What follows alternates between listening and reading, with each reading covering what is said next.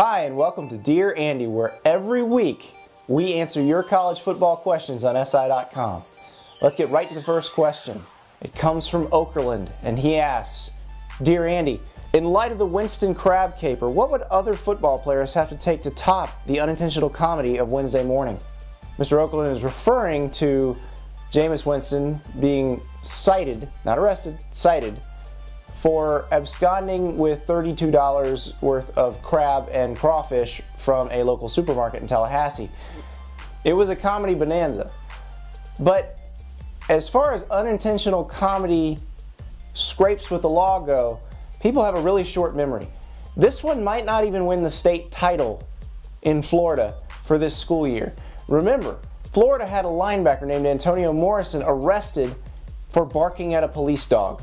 Yes, barking at a police dog. Now those charges were dropped, not because Morrison didn't bark at the dog, but because the state attorney didn't feel like he impeded the dog in its duty.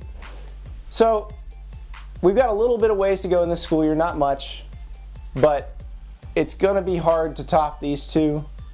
We shouldn't laugh at crime, but these two were pretty ridiculous. We'll see what the next month or so holds. Our next question comes from Richard Peacock.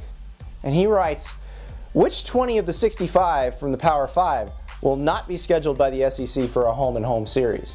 What Mr. Peacock refers to is the new SEC scheduling edict, which requires each school to schedule at least one opponent from the following four conferences every season: the ACC, the Big 12, the Big 10, or the Pac-12.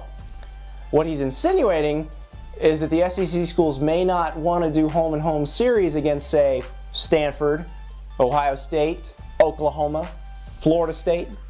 Well, the Florida State one's off. Florida plays them every year, home and home. But the general point is that the SEC didn't really change anything. With the exception of the schools in Mississippi, which weren't scheduling very hard in the out-of-conference, most SEC schools were scheduling at least one power conference team out-of-conference every year. We talked about Florida has Florida State, South Carolina plays Clemson every year, Georgia plays Georgia Tech. In 2011 alone, LSU played Pac-12 champ Oregon and Big East champ West Virginia. One of those games was neutral site, one was on the road. So you're not going to see much change with this. And why didn't the SEC change? Because it doesn't have to. If the SEC can continually get teams in the playoff without really changing its scheduling philosophy, it's going to keep doing it. The thing I see that's more likely is SEC schedules get a little better because of internal pressure. Fans basically not wanting to pay to see them play FCS teams or to see them play bottom of the barrel mid-majors. That's where the pressure is going to come in to schedule better. But right now, there is no incentive for the SEC to change.